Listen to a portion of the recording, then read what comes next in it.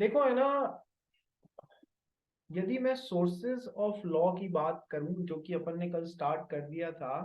हम लोगों ने लॉ क्या होता है ये पढ़ लिया था। What are the basics, basic part and parcel of the government. Government किन तीन पिलर्स पे टिकी हुई है कि sir judiciary, legislative, executive, legislature, executive and judiciary, इन तीन पे बेस्ड होती है गवर्नमेंट। ठीक है। लेजिस्लेचर लॉ बनाती है, एग्जीक्यूटरी एग्जीक्यूटिव उनको लॉ को एनफोर्स कराती है, और जुडिशरी जो है वो यदि कोई लॉ गलत तरीके से बन गया है या फिर लॉ तोड़ा जा रहा है तो आप केस फाइल करते हैं, तो उस बेसिस पे डिसीजन देती है। और इसके अलावा कॉमन लॉ जो है वो जुडिशरी से आता है। कॉमन लॉ का मतलब कि सर जो केसेस के थ्रू आता है, मोरी बीबी वर्सेस धर्मदास घोष जैसा, तो वहां से भी लॉ निकल के आता है। तो that is also the role of the judiciary. Riya क्या हुआ बोल।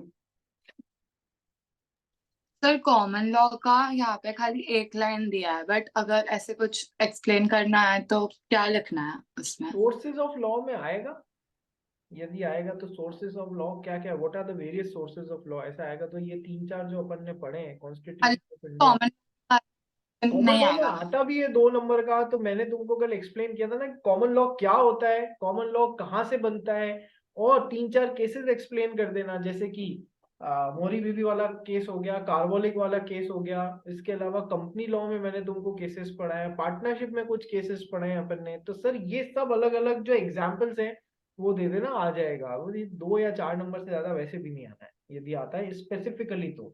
बड़ा सर क्वेश्चन कॉमन लॉ किधर है? क्या। कॉमन लॉ की डेफिनेशन किधर दी है? कॉमन लॉ क्या होता है, क्या मैंने आपको ये नहीं बताया था कल? हम्म। बताया था, बट रिटर्न में कैसे लिखना है वो मेरे को याद नहीं। रिटर्न में कैसे लिखना है, देख कल हमने लॉ और स्टैट्यूट्स पढ़ा था सोर्सेज ऑफ लॉ में। इसमें यस। कोर्ट्स के थ्रू, जो जुडिशियल प्रेसिडेंट्स के थ्रू, जुडिशियल प्रेसिडेंट्स का मतलब होता है decisions of various courts. This is also one of the source of law and is known as common law. फिर इसके बाद में मैंने आपको एग्जाम्पल दिए थे, वो मैंने यहाँ इसलिए नहीं लिखे हैं क्योंकि आपको ऑलरेडी आते हैं। मोरी बीबी वाला आता है या नहीं आता है, कार्बोलिक स्मोक बॉल कंपनी वाला आता है या नहीं आता है। ठीक है, एक एक हाँ। डिटेल यहाँ पर लिखने लगूंगा तो तुम्हारे 25 पेज के नोट्स बन जाएंगे अभी। समझ गई? ठीक है रिया, आगे भी देख कॉमन लॉ दिया हुआ है, पूरा करने देना। ठीक है, तो कॉमन लॉ यहाँ से आ जाएगा। कॉमन लॉ पे खूब मिलेगा तेरे को लिखने का। ठीक है, अभी आने तो दे उसको। रिया हाँ हाँ, समझ गया समझ गया। ठीक है। तो अब सोर्सेज ऑफ लॉ में अपन ने कॉन्स्टिट्यूशन ऑफ इंडिया कर लिया था, उसमें एक छोटा सा पार्ट करना बचा है। कॉन्स्टिट्यूशन ऑफ इंडिया के बाद में लॉ, स्टैट्यूट्स, कॉमन लॉ और established customs in usages are also taken as a law sometimes. Number 1। Number 2, sir constitution of India is acting as a source of law. हर law को उसके according होना पड़ता है। एक तो सब जने वीडियोस ऑन करोगे, हर लॉ को उन लॉज के, constitution of India is the grand father law, is the supreme law of the land. लिखते कैसे, ऐसे मत लिख देना ग्रैंड फादर लॉ, वो समझाने के लिए था। Supreme law of the land, सबसे बड़ा कोई कानून है देश में तो वो कॉन्स्टिट्यूशन ऑफ इंडिया है। हर कानून को उसकी स्पिरिट के जैसा ही होना होगा, बहुत कम जगह उससे डिविएट कर सकता है। अब एक बात जो पढ़नी रह गई थी, जिसपे अकेले पे क्वेश्चन आ सकता है, कि कॉन्स्टिट्यूशन जो है ना हमारा, it provides a hybrid legal system in India. Hybrid का मैंने कल आपको बताया था, जो एक से ज्यादा चीजों के मिक्सचर से चलता हो। जैसे हाइब्रिड कार जो होती है, वो हाइब्रिड कार या तो पेट्रोल से और इलेक्ट्रिसिटी से, दोनों से चलने वाली हो सकती है। प्योर ईवी जो होती है वो इलेक्ट्रिक कार होती है, प्योर पेट्रोल कार होती है। एक हाइब्रिड कार होती है जो कि जिसमें ये सिस्टम भी होते हैं और ये सिस्टम भी होते हैं, दोनों से चलती है। उसी तरीके से इंडिया में हाइब्रिड लीगल सिस्टम है। हाइब्रिड लीगल सिस्टम का मतलब है हमारे यहाँ पर सेंट्रल गवर्नमेंट भी होती है और स्टेट्स में स्टेट गवर्नमेंट्स भी होती हैं। बहुत सारे स्टेट्स में स्टेट गवर्नमेंट्स भी होती हैं। तो कुछ टॉपिक्स पे ये लॉ बनाती हैं, कुछ टॉपिक्स पे ये लॉ बनाती है और कुछ टॉपिक्स पे दोनों ही लॉ बनाती है। ठीक है, तो सेंट्रल गवर्नमेंट भी लॉ बनाती है, स्टेट गवर्नमेंट भी लॉ बनाती है, इस वजह से इसको बोला गया है हाइब्रिड लीगल सिस्टम। बात समझ में आ गई?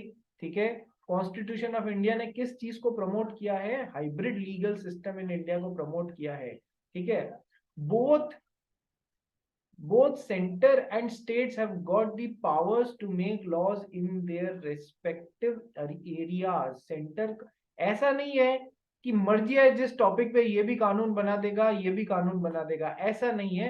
प्रॉपरली लिस्ट्स बना के रखी है कि किस टॉपिक पे लॉ बनाने की अथॉरिटी किसको है, सेंट्रल गवर्नमेंट को है या स्टेट गवर्नमेंट को है या दोनों को है।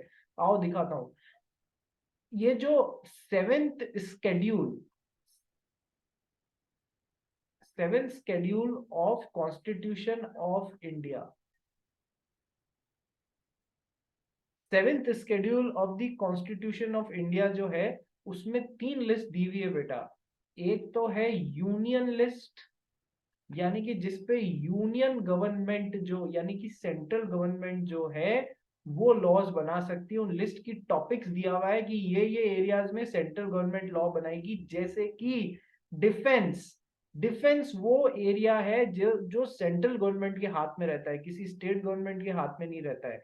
तो डिफेंस भी यदि लॉज बनाने हो, मिलिट्री को रिलेटेड लॉज बनाने हो, वो सब कौन बनाएगा सर? सेंट्रल गवर्नमेंट बनाएगा। तो list number 1 is union list.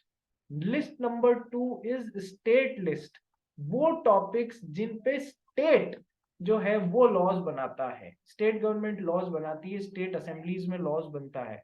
कौन से लॉज? कि सर जैसे अब किसी स्टेट के सिटीजन्स के सैनिटरी और हेल्थ के ऊपर लॉज बनाने हैं तो ये स्टेट गवर्नमेंट बनाएगी, नंबर 1। किसी स्टेट के रिलेशन में डिस्पेंसरीज या हॉस्पिटल्स कैसे होंगे, सर ये स्टेट गवर्नमेंट को वो राइट है उनके ऊपर लॉज बनाने का। कि सर किसी स्टेट में जो म्युनिसिपल कॉर्पोरेशंस होंगे, जैसे आपके यहाँ पर ब्रैन मुंबई महानगर पालिका है, वैसे अलग अलग स्टेट्स में अलग अलग सिटीज में अलग अलग म्युनिसिपल कॉर्पोरेशंस होती हैं, उनसे रिलेटेड लॉज जो है वो कौन बनाएगा? सर स्टेट गवर्नमेंट बनाएगी। तो स्टेट लिस्ट में ऐसे टॉपिक्स हैं। और तीसरी लिस्ट आती है लिस्ट नंबर 3, जिसको बोला जाता है कॉन्करेंट लिस्ट। कॉन्करेंट लिस्ट यानी कि दोनों, सेंटर को भी राइट है उस पे लॉज बनाने का, स्टेट को भी राइट है उन टॉपिक्स पे लॉज बनाने का। जैसे कि मैं आपको बताऊं, कॉन्करेंट लिस्ट का एक एग्जांपल है स्टाम्प ड्यूटी। किसी चीज पे कितनी लेनी है उस पे सेंटर की भी गाइडलाइन आई हुई है और स्टेट्स ने भी लॉज बनाया हुआ है। तो दोनों को मतलब दोनों लॉज एक दूसरे से कॉन्सोनेंस में होते हैं। जनरली यही देखा गया है कि वो एक दूसरे को काटते नहीं है वो लॉज, ठीक है, नहीं तो प्रॉब्लम हो जाएगी। सो स्टैम्प ड्यूटी कितनी लेनी है? अब जैसे मान लो दो जगह का एग्जांपल देखो, एक तो है महाराष्ट्र का और एक है मान लो राजस्थान का। ठीक है, महाराष्ट्र में एक फादर अपने सन को यदि कोई प्रॉपर्टी गिफ्ट कर रहा है तो उस पे मान लो 6% की स्टैम्प ड्यूटी लगेगी ऑफ द मार्केट वैल्यू, उतना सरकार को पे करना पड़ेगा। राजस्थान में यदि कोई फादर अपने सन को वो प्रॉपर्टी गिफ्ट कर रहा है तो उस पे 2.5% की स्टैम्प ड्यूटी लगेगी। ठीक है, तो सर ये क्यों वेरिएशन आ रहा है? कि सर क्योंकि स्टैम्प ड्यूटी पे कितना लगेगा सर, इसमें है ना, सेंटर ने गाइडलाइन तो दे दी है और स्टेट्स भी अपने हिसाब से लॉज बना सकते हैं, उसमें कोई दिक्कत नहीं है। ठीक है, कम लगाना चाह रहे हो कम लगा लो, आप फायदा देना चाह रहे हो अपने सिटीजन्स को, कम स्टैम्प ड्यूटी लेना चाह रहे हो, कोई बात नहीं। अब है ना, अब जैसे एक और एग्जांपल देखो कि सर इनकम टैक्स कैसा टॉपिक है। कि सर ये तो इस पे हर स्टेट में अलग अलग इनकम टैक्स थोड़ी होगा, पूरे देश में एक जैसा इनकम टैक्स होगा। तो इनकम टैक्स के ऊपर लॉज बनाने का राइट किसको है? कि सर सेंट्रल गवर्नमेंट को है। कि सर डिफेंस पे लॉज बनाने का राइट किसको है? कि सेंट्रल गवर्नमेंट को। तो इस तरीके से हमने एरिनाज और टॉपिक्स बांट रखे हैं। जैसे कि मैं आपको बताऊं, ये देखो, this is that constitution of India की ये वो लिस्ट है बेटा, जो 7th शेड्यूल की मैं बात कर रहा था ना। 7th शेड्यूल में लिस्ट नंबर 1 वो टॉपिक्स जिन पे है ना सेंट्रल गवर्नमेंट कानून बना सकती है, पूरे एक के बाद एक के बाद एक लिस्ट किए हुए अपने कॉन्स्टिट्यूशन ऑफ इंडिया में। जब ये लिस्ट खत्म होती है, जैसे 60 कितने टॉपिक्स हैं, अराउंड देर आर 97 टॉपिक्स जिसके ऊपर सेंटर लॉ बनाता है। स्टेट लिस्ट, लिस्ट नंबर 2, जिनके ऊपर हमारी स्टेट गवर्नमेंट को राइट है इनके ऊपर लॉज बनाने का। और फिर आती है कॉन्करेंट लिस्ट, कॉन्करेंट लिस्ट इन पे दोनों जने लॉज बनाते हैं। अब प्रॉब्लम क्या आती है, प्रॉब्लम तब आती है जब कॉन्करेंट लिस्ट में, यानी जिसपे दोनों जने लॉ बना सकते हैं, सेंटर भी लॉ बना सकता है, स्टेट गवर्नमेंट भी लॉ बना सकते हैं, ये लॉ अलग बात कर रहा है, ये लॉ अलग बात कर रहा है, दोनों में मतलब दोनों एक दूसरे से कॉन्ट्राडिक्टरी बात कर रहे हैं। कॉन्करेंट लिस्ट में जो टॉपिक है उस पे ये भी लॉ बना सकता है, ये भी लॉ बना सकता है, इसने लॉ में एक बात लिख दी, इसने लॉ में उसकी जस्ट अपोजिट बात लिख दी, तो सर किसका लॉ माना जाएगा? टॉपिक क्या बोल रहा हूं समझ में आया मंशा शर्मा? हाँ सर। ठीक है, किसके द्वारा बनाया गया लॉ माना जाएगा? जब इसके बनाए हुए लॉ में और इसके बनाए हुए लॉ में फाइटिंग हो जाती है तो सर सेंटर का लॉ जो है वो प्रिवेल करेगा, सेंटर का लॉ जो है वो प्रिवेल करेगा। ठीक है, सेंटर का लॉ प्रिवेल करेगा, इसको बड़ा माना जाएगा। जब इसके बनाए हुए लॉ में और इसके बनाए हुए लॉ में दोनों अपोजिट बात कर रहे हैं तो सेंटर का लॉ फाइनल माना जाएगा। ठीक है, तो sir that's why there is a hybrid legal system. तुमको कभी लाइफ में, जीवन में कई बार ऐसे पॉइंट्स आते हैं जब एज ए चार्टर्ड अकाउंटेंट तुम में से काफी जने आगे जो जाके काफी अच्छी पढ़ाई करोगे, सीए फाइनल पार करोगे, पास करोगे, चार्टर्ड अकाउंटेंट बनोगे, तुमको फील होगा कि लॉ में कुछ एनामोली है तो तुम उसको प्रॉपर स्टडी करोगे वगैरह वगैरह, या तुम्हें कभी रेफर करने का जरूरत पड़ेगा कि ये इस टॉपिक पे लॉ बनाने का राइट किसको है, तो वो उस टॉपिक पे लॉ बनाने का राइट जो है वो तुमको जाके कॉन्स्टिट्यूशन ऑफ इंडिया देख का 7th शेड्यूल देखना पड़ेगा कि ये टॉपिक लिस्ट नंबर 1 में आ रहा है, लिस्ट नंबर 2 में आ रहा है, या लिस्ट नंबर 3 में आ रहा है। ठीक है, आज दिन तलक मेरी बात सुनना, आज दिन तलक भी ऐसी गलतियां हो रही है कि टॉपिक सेंटर का था और कानून स्टेट ने बना दिया और उस कानून को चैलेंज करना पड़ा, तो सबसे पहले जाके मनसा शर्मा जाके कोर्ट में यही खड़े होके बोलेगी कि मैं इस लॉ को चैलेंज करती हूँ जो स्टेट गवर्नमेंट ने बनाया, और चैलेंज करने का मेरा सबसे बड़ा पहला बेसिस यही है कि इस लॉ को बनाने का राइट सेंटर के पास में था, स्टेट ने कैसे इस टॉपिक पे लॉ बना दिया। ठीक है, जब कोर्ट में बात सुनी जाएगी और देखा जाएगा कि हाँ ये सेकंड शेड्यूल में नहीं और फर्स्ट शेड्यूल के फर्स्ट लिस्ट, 7th शेड्यूल के फर्स्ट लिस्ट में ये टॉपिक आया हुआ है, स्टेट ने कैसे लॉ बना दिया, तो गलत लॉ बनाया है। बात समझ में आ गई? ठीक है, तो इस तरीके से लॉज को चैलेंज किया जाता है। बट समझने वाली बात है कि सोर्सेज ऑफ लॉ की सर हाइब्रिड सिस्टम है जिसमें सेंटर भी लॉ बनाता है, स्टेट भी लॉ बनाते हैं, और कॉन्करेंट लिस्ट है, कुछ टॉपिक्स ऐसे जिन पे दोनों लॉज बनाते हैं, ज्वाइंट लिस्ट या कॉन्करेंट लिस्ट, और उसमें सेंटर ने यदि अलग बात बोल रखी है और स्टेट ने अलग बात बोल रखी है तो सेंटर की बात प्रिवेल होगी। क्या ये बात समझ में आ गई जो अभी हाइब्रिड लीगल सिस्टम में समझे? इंडिया में हाइब्रिड लीगल सिस्टम है, इस पे भी क्वेश्चन आ सकता है। ठीक है भाई, कनक समझ में आया? हाँ सर। शेट्टी? हाँ सर। ठीक है, तो चालू करते हैं आगे। Sources of law, constitution of India, second is laws and statutes which are made by parliament and state assemblies, third is courts के judicial precedents and decisions which is also known as common law, चौथा है established customs and usages are also known as or taken as a law sometimes. Now let's come to the next step. What is the process of making a law? एक कानून बनता किस तरीके से है? What is the process of making a law? आइए, तुम्हारे ICAI के मॉड्यूल में केवल सेंट्रल गवर्नमेंट कैसे लॉ बनाती है वो दिया हुआ है। ठीक है, बट यदि कोई स्टेट भी लॉ बना रही है ना तो उसका प्रोसीजर में, ये इस एक पैराग्राफ में एक्स्ट्रा में मैंने समझा दिया है, तुमको अलग से कुछ विशेष कुछ भी लर्न करने की जरूरत नहीं पड़ेगी, वैसा ही प्रोसेस है, तो हम दोनों का समझ लेंगे। ठीक है, what is the process of making a law? So by central government there are 5 steps, around 5 steps जहां पर लॉ बनाने में ये स्टेप्स पूरे करने होते हैं। सबसे पहला स्टेप है the law is proposed in parliament. सबसे पहला स्टेप है the law is proposed in parliament. जब किसी लॉ को बनाया जाता है तो सबसे पहले उस लॉ को पार्लियामेंट में प्रपोज किया जाता है कि हम इस टॉपिक पे ऐसा ऐसा लॉ बनाना चाहते हैं। उस लॉ का जो ड्राफ्ट होता है ना, ये लॉ सेक्शन 1 ये होगा, सेक्शन 2 ये होगा, सेक्शन 3 होगा, अभी हम उसको जब वो पार्लियामेंट में प्रेजेंट है ना, उसको एक्ट नहीं बोलेंगे, उसको बिल बोलेंगे। बिल मतलब समझते हो? जैसे कि मान लो अभी हम क्या बोलते हैं, कंपनीज एक्ट 2013। ये एक्ट तब बना है जब ये पूरी तरीके से लॉ बन चुका है। जिस दिन इसको लाने से पहले पार्लियामेंट में प्रेजेंट किया गया होगा, उस समय इसको कैसे प्रेजेंट किया होगा, कंपनीज बिल के नाम से प्रेजेंट किया गया होगा।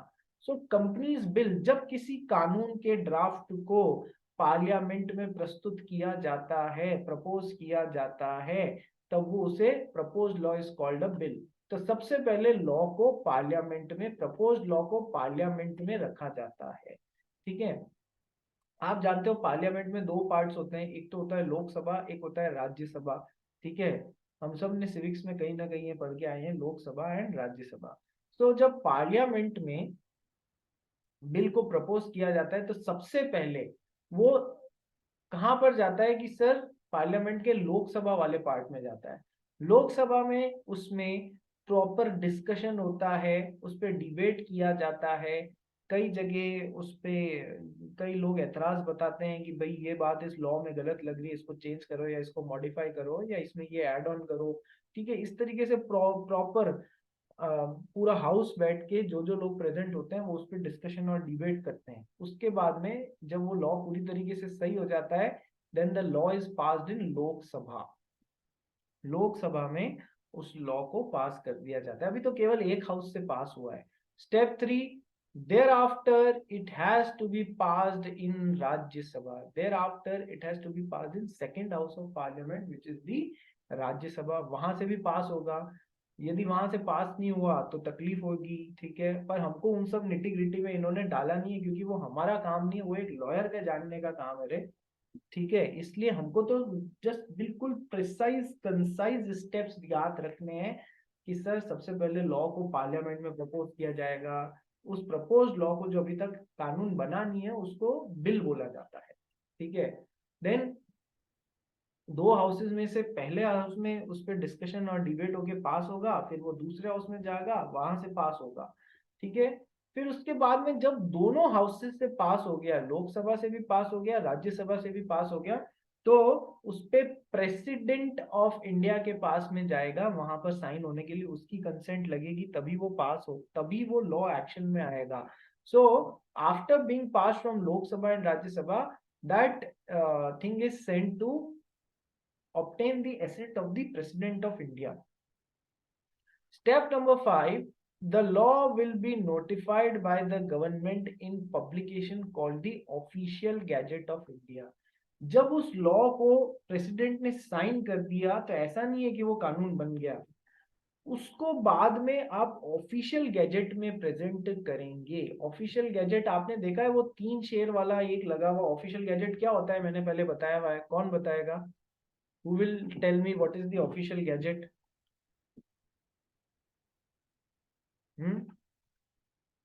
Who will tell me what is the official gadget? ये देखो, भारत का राजपत्र ऑफिशियल गैजेट ऐसा करके एक ये होता है, गैजेट ऑफ इंडिया। स्टेट्स के अपने ऑफिशियल गैजेट्स होते हैं जहां पर उनसे रिलेटेड लॉज और चेंजेस की जानकारी होती है, तो ऑफिशियल गैजेट में ये छपेगा। ठीक है, सो ऑफिशियल गैजेट में वो छपता है। ऑफिशियल गैजेट में जब वो लॉ छप, उसके बारे में जानकारी दी जाएगी। The law will be notified by the government in the publication, जो खुद सरकार का पब्लिकेशन होता है, जो most authentic form of information होता है, उसमें इंफॉर्म किया जाएगा। लॉ कोई नया आ रहा है, लॉ में कोई अमेंडमेंट्स आ रहे हैं, ये सब सबसे पहले आपको कहाँ देखने मिलेंगे सर? आपको ऑफिशियल गैजेट में देखने मिलेंगे। ठीक है, सो गवर्नमेंट स्टेप 5 में उसको गवर्नमेंट जो है उसको नोटिफाई करेगी ऑफिशियल गैजेट ऑफ इंडिया में, ठीक है। The law will become applicable from the date mentioned in the notification as the effective date। उस नोटिफिकेशन में वो लॉ में साथ में ये भी छापेंगे कि ये लॉ कौन सी डेट से इफेक्टिव होगा। या तो डेट पहले से डिसाइडेड है तब तो डेट छाप देंगे, या फिर वो मेंशन कर देंगे जिस भी डेट को गवर्नमेंट नोटिफाई करेगी उस डेट से इफेक्टिव होगा, ऐसा भी लिख सकते हैं। तो सर ऑफिशियल गैजेट में वो बता भी देंगे डेट कि कौन सी डेट से ये इफेक्टिव हो जाएगा। And once it is notified and effective it is called an act of Parliament. फिर वो लॉ बनेगा, फिर वो एक्ट कहलाएगा। एक बार वो नोटिफाई भी हो जाए और इफेक्टिव डेट भी आ जाए तब हम उसे एक्ट बोलेंगे। It is called an act of parliament. तो ये 5 स्टेप्स आप लोग को याद रखने हैं कानून बनाने की प्रोसेस, बिल्कुल एग्जाम में आने लायक क्वेश्चन है। स्टेप्स में तोड़ दिया है मैंने, तुम्हारे यहाँ पर मॉड्यूल में पैराग्राफ वगैरह में था, अपने को स्टेप वाइज लिखना है। क्या ये बात समझ में आया सेंट्रल गवर्नमेंट कैसे लॉ बनाएगी? बताइए, बताओ बताओ। पार्लियामेंट में प्रपोज करो, पार्लियामेंट में डिस्कशन करो, लोकसभा से पास करो, राज्यसभा से पास करो, प्रेसिडेंट के पास में भेजो, ऑफिशियल गैजेट में नोटिफाई करो, नोटिफिकेशन में जो डेट लिखी हुई है वहां से इफेक्टिव होगा, उस डेट को वो एक्ट कहलाएगा। ये होता है कानून बनाने का तरीका। मॉड्यूल में यहीं तक दिया हुआ है, थोड़ा सा 2 लाइन ज्यादा पढ़ लोगे ना तो कोई प्रॉब्लम नहीं होगी। Sir although not given in module, लेकिन यदि कोई लॉ स्टेट में बन रहा है प्रोसेस वही होगा, बस उसमें किरदार पलट जाएंगे। कैसे? जैसे कि अब यहाँ पर बिल ही होगा, वो पहले स्टेट में भी बिल ही बनाया जाएगा कि सर उस बिल को कहाँ पर, सर यहाँ तो हम सेंटर में तो पार्लियामेंट में रख रहे थे, तो स्टेट में कहाँ रखोगे? इस स्टेट में जो स्टेट की लेजिस्लेचर्स होती हैं, लेजिस्लेटिव असेंबली, वहां पर रखेंगे। स्टेट में भी 2 हाउसेज होते हैं, एक तो लेजिस्लेटिव असेंबली और एक लेजिस्लेटिव काउंसिल। ठीक है, कहां पर करोगे? वहां पार्लियामेंट में करते थे, लोकसभा और राज्यसभा में। यहाँ पर इंट्रोडक्शन करोगे उस बिल का और डिस्कशन करोगे लेजिस्लेटिव असेंबली और लेजिस्लेटिव काउंसिल में। लेजिस्लेटिव असेंबली को हिंदी में विधानसभा भी बोला जाता है और लेजिस्लेटिव काउंसिल को हिंदी में विधान परिषद भी बोला जाता है। कुछ नहीं, यही याद रखना। स्टेप 1 बिल इंट्रोड्यूस हुआ, ठीक है। स्टेप 2 यहाँ लोकसभा और राज्यसभा थे पार्लियामेंट के, यहाँ स्टेट लेजिस्लेचर आ जाएगा, स्टेट लेजिस्लेचर, लेजिस्लेटिव असेंबली और लेजिस्लेटिव काउंसिल, विधानसभा और विधान परिषद, ठीक है। अब उसके बाद में यहाँ से लॉ पास हो जाता था, तो जैसे सेंटर में प्रेसिडेंट है वैसे स्टेट में गवर्नर है, वैसे स्टेट में कौन होता है? गवर्नर। तो फिर वो गवर्नर के पास में जाएगा एसेंट के लिए, ठीक है। और जब गवर्नर ने उस पर साइन कर दिए, notification by state government in official gazette of the state, जैसे राजस्थान में कुछ बन रहा है तो ऑफिशियल गैजेट ऑफ राजस्थान में उसको नोटिफाई करना पड़ेगा और इफेक्टिवनेस की डेट छापनी पड़ेगी। पूरा प्रोसेस वही है, बस किरदार पलट गए हैं। प्रेसिडेंट की बजाय आ गया है governor, official gazette of India की बजाय आ गया official gazette of that state, और लोकसभा और राज्यसभा की बजाय आ गया है legislative assembly and legislative council. ये समझ में आ गया, प्रोसेस वो ही है, ध्यान रखना। तो क्या process of making a law समझ में आया? Process of making a law समझ में आया? क्वेश्चन आ जाता है इस पे, बोलिए आया ना?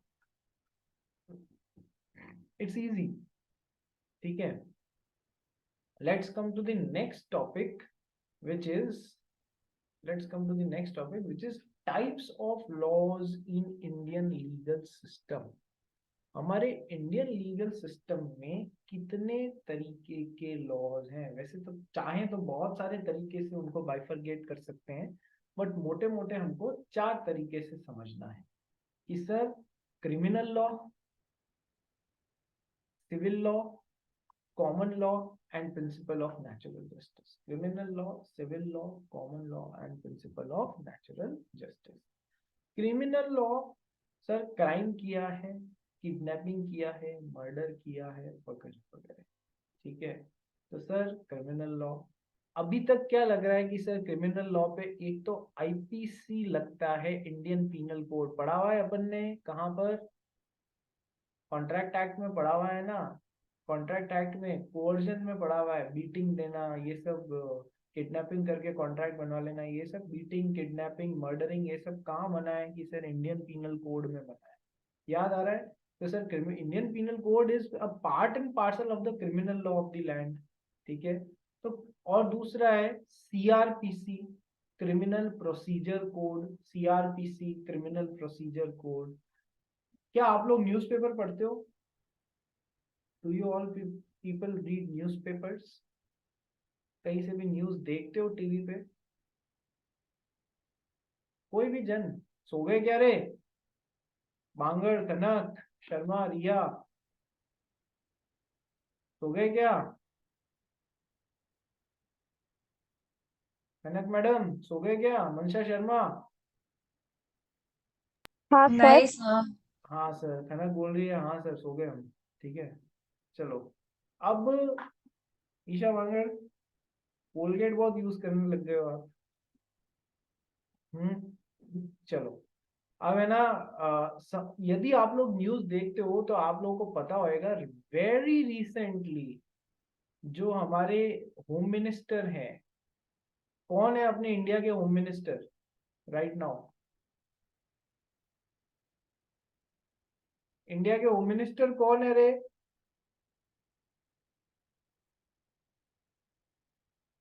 डूब मरो तुम सब लोग, डूब मरो पानी में, चुल्लू भर पानी लेके डूब मरो, ठीक है। अच्छा, प्राइम मिनिस्टर कौन है ये तो बता दो।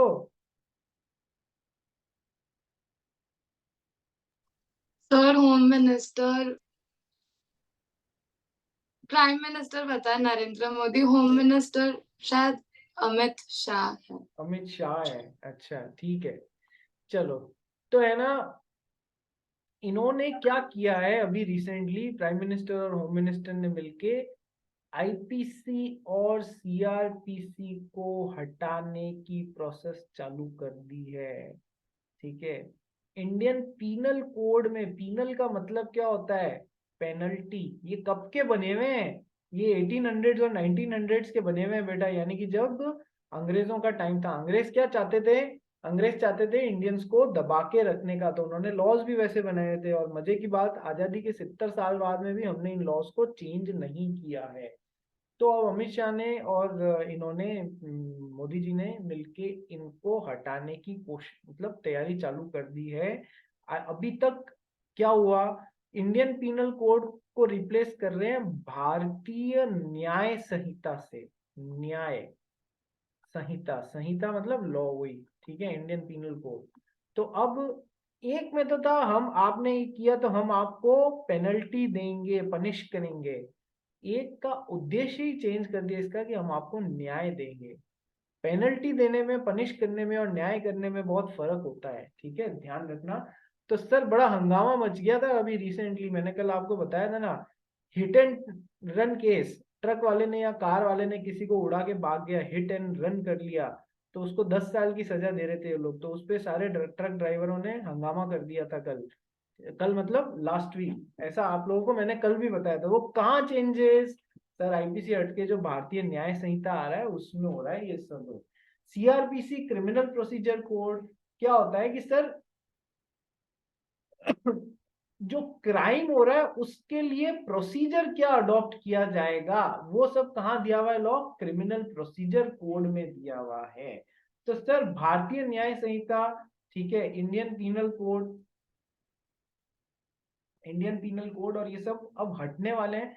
देखो, इसके लिए मैंने अलग से एक नोट भी डाला है, जब अपन यहाँ पर पहुंचेंगे तब बताऊंगा। अभी तक ये क्या है, नोटिफाई भी हो गए हैं ऑफिशियल गैजेट में। अपन ने लॉ बनने के स्टेप्स पढ़े थे ना, उसमें ये लोकसभा में, राज्यसभा में, प्रेसिडेंट से वहां तक का स्टेप पार कर चुके हैं। ऑफिशियल गैजेट में भी नोटिफाई हो गए हैं, लेकिन नोटिफिकेशन में अभी तक डेट नहीं डाली है उन्होंने कि कौन सी डेट से एप्लीकेबल होंगे। तो अभी तक डेट आई नहीं है। तो आप लोगों के, देखो नोट पढ़ो, IPC has very recently been replaced by Bharatiya Nyaya Sanhita and simultaneously CrPC criminal procedure code has also been replaced by Bharatiya Nagarik सुरक्षा संहिता 2023। तो यानी कि लॉज अब चेंज हो रहे हैं। If these changes are notified in RTP of RCAI of ICAI, यदि तुम्हारे एग्जाम से पहले रिवीजन टेस्ट पेपर के समय यदि आईसीआई इन चेंजेस को नोटिफाई करता है, क्योंकि अभी तक खुद पूरे एक्शन में आए ही नहीं है ये, तो यदि आईसीआई नोटिफाई करता है तब तो तुम्हारे को भी ये मतलब आईपीसी सीआरपीसी की बजाय भारतीय न्याय संहिता और भारतीय नागरिक सुरक्षा संहिता को पार्ट मानना होगा, किसका, क्रिमिनल लॉज का।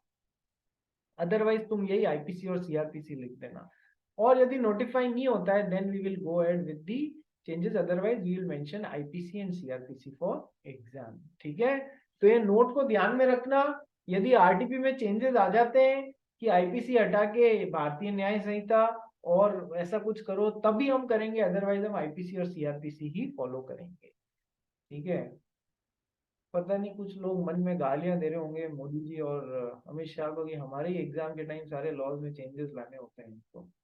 ठीक है, चलो, तो क्रिमिनल लॉ, ये सिविल लॉ कि सर जिसमें है ना जेल में डालने की बात नहीं, मेनली उसमें जैसे दो लोगों ने कॉन्ट्रैक्ट बनाया कि सर रिया ने और शेट्टी ने कॉन्ट्रैक्ट बनाया, शेट्टी ने कॉन्ट्रैक्ट तोड़ दिया, तो रिया उस पर डैमेजेस के लिए या फिर कॉन्ट्रैक्ट को पूरा करने के लिए केस लगा रही है, वो जेल में उसको डालने के लिए नहीं लगा रही है सर, ये सब सिविल लॉ की बात है। ठीक है, कॉमन लॉ कि सर जो सरकारी उस ये कोर्ट्स के डिसीजन से बनता है वो कॉमन लॉ, डिटेल अभी पढ़ ही लेंगे। Next is principle of natural justice. What is principle of natural justice यार? Principle of natural justice is, देखना समझना, ठीक है, किसी बात को लेके मंशा शर्मा और खनक में हो गई जबरदस्त फाइटिंग। ठीक है, इसने उसको गालियां बोल दी, इसने इसको डुक्के मार दिए, पता नहीं क्या कर दिया। ठीक है, फाइटिंग ऐसी हुई, दोनों की बात कोर्ट में पहुंची, कोर्ट में पहुंची कोर्ट ने मनसा शर्मा का पक्ष तो सुन लिया, लेकिन खनक का पक्ष सुने बिना ही डिसीजन दे दिया। खनक का पक्ष सुने बिना ही, खनक की प्ली सुने बिना ही डिसीजन दे दिया। तो क्या हम इसे सही तरीके से आया हुआ डिसीजन बोलेंगे क्या हम इसे सही तरीके से आया हुआ डिसीजन बोलेंगे क्या? नहीं सर। क्यों? क्योंकि एक पार्टी को तो सुना ही नहीं दिया, सुना ही नहीं गया sir. It is against the principal of natural justice, it is against the principle of natural justice to give the decision by that court is giving a decision without hearing all the parties। बात समझ में आ गई? Natural justice का example जो मैंने आपको दिया, sir बिना दोनों पार्टीज को सुने आप डिसीजन कैसे दे सकते हो? एक और एग्जांपल देखो, ठीक है, रिया की और ईशा शेट्टी की लड़ाई हो गई, रिया और ईशा शेट्टी की लड़ाई हो गई। अब मामला जब डिसीजन के लिए पहुंचा ना, तो उस कोर्ट की जज खुद रिया है, उस कोर्ट में जज खुद रिया है जो अपने और शेट्टी के बीच के केस में डिसीजन देगी। Is it a good thing that आप अपने ही मैटर में खुद जज बन के बैठे हो? तो क्या आपसे वो एक्सपेक्ट किया जा सकता है क्या कि आप सही तरीके का डिसीजन दोगे? तो this is what is the principal of natural justice. A person should not be a जज इन हिज ओन मैटर। समझ में आया? ये बहुत छोटी छोटी बातें हैं, नेचुरल बातें हैं कि जस्टिस के लिए, कि अपने ही मैटर में जज नहीं होना है, या अपने बच्चे या बच्ची रिलेटिव के मैटर में जज नहीं होना है, या फिर एक पार्टी को सुने बिना उसके खिलाफ डिसीजन नहीं देना है। This is what is principle of natural justice. तो इधर से भी लॉ, इधर से भी लॉ बनता है, प्रिंसिपल ऑफ नेचुरल जस्टिस। क्या ये बात समझ में आई? बोलो हाँ या ना। ठीक है, ज्यादा कुछ नहीं है, तुम्हारे इंट्रोडक्टरी पार्ट है, तुमको लॉयर नहीं बनना है, तुमको बस ब्रॉड आउटलाइन समझनी है।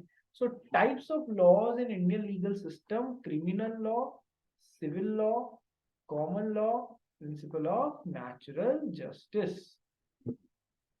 आइए पढ़ना चालू करते हैं, हमारे पास में 4 मिनट हैं, कुछ तो खत्म कर ही लेंगे। और फिर अभी नेक्स्ट क्लास कब है? 4 बजे है ना? नेक्स्ट क्लास मैथ्स की 4 बजे है ना? है ना? Yes, तो sir. हम लोग 3:30 तक कोशिश करते हैं करने। चलिए, क्रिमिनल लॉ पढ़ना चालू कर भाई। कौन करेगा? Shetty. Criminal law concerned with laws pertaining to violations of the rule of law or public wrongs and punishment of the same. देखो Rule of एक law मिनट, is अरे रुक जा यार Shetty, concern with criminal law is the law which is concern with pertaining to violations of the rule of law. यदि rule of law कहीं पर violate किया गया है या कोई public wrong हो रहा है and punishment of these same. अब what is the meaning of rule of law? Rule of law तोड़ा गया है. Rule of law is laws apply equally to all the citizens of the country and no one is above the law. ठीक है, हमारे यहाँ पर जो law बने हुए हैं वो सारे सिटीजन्स पे इक्वली लगते हैं. ऐसा नहीं है कि एक पे वो लॉ लगेगा दूसरे पे वो लॉ नहीं लगेगा. यदि ये भी इंडियन सिटीजन है ये भी इंडियन सिटीजन है तो दोनों पे ये लॉ लगेगा. ठीक है, तो this is what is the rule of law. यदि ये लॉ तोड़ा जा रहा है, सबको इक्वल ट्रीटमेंट नहीं दिया जा रहा है, लॉ सबके ऊपर बरोबर नहीं लगाए जा रहे हैं, तो क्रिमिनल लॉ एक्शन में आएगा. ठीक है, criminal law is concerned with laws which are pertaining to violation of rule of law और public wrongs like यार आप भी जानते हो चोरी चकारी मर्डर डकैती किडनैपिंग, ये पब्लिक रॉन्ग्स है और उनके लिए पनिशमेंट आईपीसी एंड सीआरपीसी. ठीक है, every citizen of the country has a right to approach the courts in the case laws are violated. यदि कोई लॉ वायलेट हो रहा है तो वो सिटीजन उसके खुद के लिए वायलेट हो रहा है लॉ. जैसे आईपीसी में लिखा हुआ है किसी का किडनैपिंग नहीं करना है, तुम्हारा या तुम्हारे बच्चे का या तुम्हारे भाई का किडनैप हो जाता है तो लॉ टूट गया तो तुम जाके कोर्ट्स में अप्रोच कर सकते हो कि लॉ टूटा है भाई न्याय दिलाओ. ठीक है, तो every citizen of the country has a right to approach the courts in case laws are violated. Similarly every citizen can also be punished for violating the law. जिसने भी लॉ वायलेट किया है उसको पनिशमेंट देने के लिए भी वो पनिशमेंट दिया जा सकता है अंडर द लॉज. ठीक है, इनफैक्ट हमने तो यहाँ तक पढ़ा है पार्टनरशिप में if the partnership firm is not registered then it cannot file a civil suit, but this would not prevent the partnership from filing the criminal suit against any person. हमने पढ़ा था ना, पार्टनरशिप के घर में चोरी हो गई है, पार्टनरशिप के यहाँ पर ड्रॉर में रखा हुआ पैसा चोरी हो गया है, एक पार्टनर नहीं चुराया है, तो ये तो क्राइम है ना चोरी करना. तो ये भले ही खुद रजिस्टर्ड नहीं है ये केस ठोक सकती है. क्राइम के लिए कभी भी केस ठोका जा सकता है, उसमें कोई प्रॉब्लम नहीं है. नेक्स्ट पढ़ भाई.